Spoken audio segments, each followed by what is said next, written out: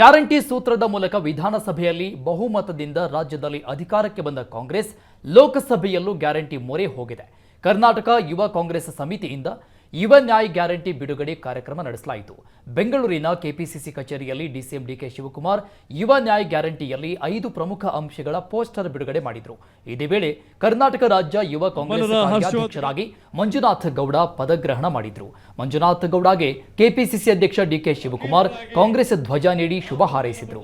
ಇನ್ನು ಕಾರ್ಯಕ್ರಮದಲ್ಲಿ ಕೆಪಿಸಿಸಿ ಕಾರ್ಯಾಧ್ಯಕ್ಷ ಮಂಜುನಾಥ ಭಂಡಾರಿ, ಪ್ರಚಾರ ಸಮಿತಿ ಅಧ್ಯಕ್ಷ ವಿನಯ್ ಕುಮಾರ್ ಸೊರಕೆ, ಯುವ ಕಾಂಗ್ರೆಸ್ ಅಧ್ಯಕ್ಷ ಮೊಹಮ್ಮದ್ ನಲ್ಪಾಡ್, ಕಾರ್ಯಾಧ್ಯಕ್ಷ ಮಂಜುನಾಥ ಗೌಡ ಸೇರಿದಂತೆ ನೂರಾರು ಕಾರ್ಯಕರ್ತರು ಭಾಗಿಯಾಗಿದ್ದರು.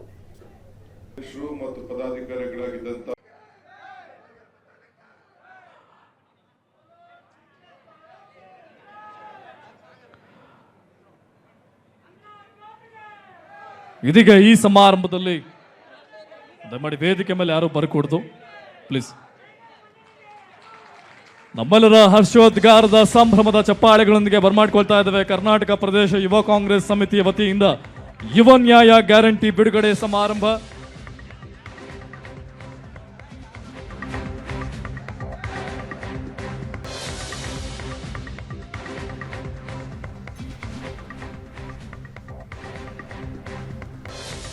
ರಾಜ್ಯದಲ್ಲಿ ಗ್ಯಾರಂಟಿ ಸೂತ್ರದ ಮೂಲಕ ವಿಧಾನಸಭೆಯಲ್ಲಿ ಬಹುಮತದಿಂದ ಯಾವ ರೀತಿಯಾಗಿ ಅಧಿಕಾರಕ್ಕೆ ಕಾಂಗ್ರೆಸ್ ಬಂತು, ಅದೇ ರೀತಿಯಲ್ಲಿ ಲೋಕಸಭೆಯಲ್ಲೂ ಕೂಡ ಹೆಚ್ಚಿನ ಸೀಟ್ಗಳನ್ನು ಗೆಲ್ಲೋದಕ್ಕೆ ಗ್ಯಾರಂಟಿ ಮೊರೆ ಹೋಗಿದೆ ಸರ್ಕಾರ. ಕರ್ನಾಟಕ ಯುವ ಕಾಂಗ್ರೆಸ್ ಸಮಿತಿಯಿಂದ ಯುವ ನ್ಯಾಯ್ ಗ್ಯಾರಂಟಿ ಬಿಡುಗಡೆಯನ್ನ ಮಾಡಲಾಗಿದೆ. ಅದರ ಕಾರ್ಯಕ್ರಮದ ವಿಡಿಯೋ ಇದು. ಬೆಂಗಳೂರಿನ ಕೆಪಿಸಿಸಿ ಕಚೇರಿಯಲ್ಲಿ ಡಿಸಿಎಂ ಡಿಕೆ ಶಿವಕುಮಾರ್ ಯುವ ನ್ಯಾಯ್ ಗ್ಯಾರಂಟಿಯಲ್ಲಿ 5 ಪ್ರಮುಖ ಅಂಶಗಳ ಪೋಸ್ಟರ್ ಅನ್ನು ಬಿಡುಗಡೆ ಮಾಡಿ ಶುಭ ಹಾರೈಸಿದ್ದಾರೆ. ಇನ್ನು ಇದೇ ವೇಳೆ ಕರ್ನಾಟಕ ರಾಜ್ಯ ಯುವ ಕಾಂಗ್ರೆಸ್ ಕಾರ್ಯಾಧ್ಯಕ್ಷರಾಗಿ ಮಂಜುನಾಥ ಗೌಡ ಪದಗ್ರಹಣ ಮಾಡಿದ್ದಾರೆ. ನೋಡಿ, ನೀವೆಲ್ಲ ಯುವಕರ ಬಗ್ಗೆ ಅಪಾರವಾದಂಥ ಟೀಕೆ ಟಿಪ್ಪಣಿಯನ್ನು ಮಾಡ್ತಾ ಇದ್ದೀರಿ. ನಮ್ಮ ಮುಂದಿನ ಭವಿಷ್ಯ ನಮ್ಮ ಯುವಕರು. ನಾವು ಈ ದೇಶಕ್ಕೆ SLC ಪಾಸ್ ಮಾಡಿದಂಥ ಹುಡುಗರುಗಳಿಗೆ ನಾವು ಮಿಲ್ಟ್ರಿಗೆ ಮತ್ತು ಇದು ನೇವಿಗೆ ಮತ್ತು ಏರ್ಫೋರ್ಸ್ಗೆ ನಾವು ಅವ್ರನ್ನ ಕೆಲಸಕ್ಕೆ 14-16ನೇ ವರ್ಷಕ್ಕೆ ತೆಗೆದುಕೊಂಡು ಟ್ರೈನಿಂಗ್ ಕೊಟ್ಬಿಟ್ಟು ಈ ದೇಶ ಕಾಯಿ ಅಂತೇಳಿ ಅವ್ರನ್ನ ಬಾರ್ಡ್ರಲ್ಲಿ ನಿಲ್ಲಿಸ್ಬಿಟ್ಟು, ಭಾರತದ ಬಾರ್ಡ್ರಲ್ಲಿ ನಿಲ್ಲಿಸಿ ಅವ್ರಿಗೆ ಬಂದೂಕ ಕೊಟ್ಬಿಟ್ಟು ನಾವು ನಿಲ್ಲಿಸ್ತೀವಿ, ಈ ದೇಶವನ್ನು ರಕ್ಷಣೆ ಮಾಡು ಅಂತೇಳಿ. ಅಷ್ಟು ವಿಶ್ವಾಸ ಆ ಯುವಕರ ಮೇಲಿದೆ. ಅಷ್ಟೊತ್ತಿಗೆ ಇಂದಿರಾ ಗಾಂಧಿಯವರ ಅಸಾಸಿನೇಷನ್ ಕೂಡ ಆಗಿತ್ತು. ಹಂಗೆ ಯುವಕರ ಮೇಲೆ ನಮ್ಗೆ ನಂಬಿಕೆ ಇದೆ. ಆದರೆ ಪ್ರಜಾಪ್ರಭುತ್ವದ ವ್ಯವಸ್ಥೆಯಲ್ಲಿ ಪಂಚಾಯತಿಯಿಂದ ಪಾರ್ಲಿಮೆಂಟ್ವರೆಗೂ ಇವತ್ತು ನಾಯಕರನ್ನು ಆಯ್ಕೆ ಮಾಡಬೇಕು.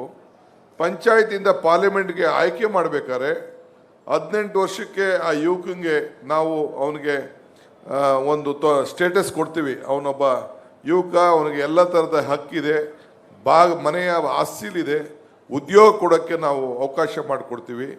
ಹಂಗೆ ನಾವು ಈ ದೇಶನ ಕಾಯೋಂಥ ಯುವಕನ್ನ ನಾವು ನಂಬದೆ ಈ ಪ್ರಜಾಪ್ರಭುತ್ವದ ಮತದಾನದ ಹಕ್ಕನ್ನು ಕೊಡಲಿಲ್ಲ ಅಂತಂದರೆ ನಾವು ನಮ್ಮ ದೇಶದ ಯುವಕರ ಮೇಲೆ ನಂಬಿಕೆ ಇಲ್ಲ ಅನ್ನೋದಾಗ್ತದೆ.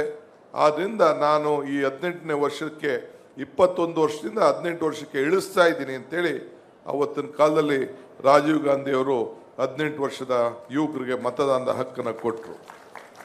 ಈಗ ನಾನಿಲ್ಲಿ ಕೂತಿದ್ದೀನಿ, ವಿನಯ್ ಕುಮಾರ್ ಸೊರಕೆಯಲ್ಲಿ ಕೂತಿದ್ದಾರೆ.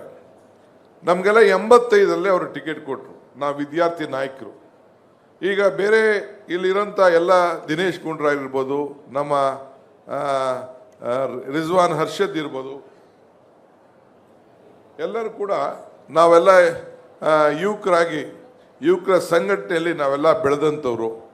ಈ ದೇಶಕ್ಕೆ ಕಾಂಗ್ರೆಸ್ ಪಕ್ಷ ಕೊಟ್ಟಂಥ ನಾಯಕತ್ವ, ಯುವಕರ ಬಗ್ಗೆ ನಂಬಿಕೆ ಯಾವ ಪಾರ್ಟಿ ಕೂಡ ಇವತ್ತಿಲ್ಲ.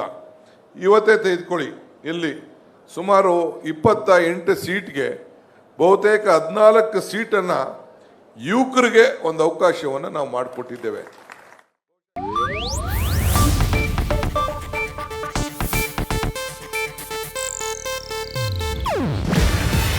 ಇದು ಏಷ್ಯಾನೆಟ್ ನ್ಯೂಸ್ ನೆಟ್ವರ್ಕ್ ಪ್ರಸ್ತುತಿ. ನೀವು ನೋಡ್ತಿದ್ದೀರಾ ಏಷ್ಯಾ ನೆಟ್ ಸುವರ್ಣ ನ್ಯೂಸ್.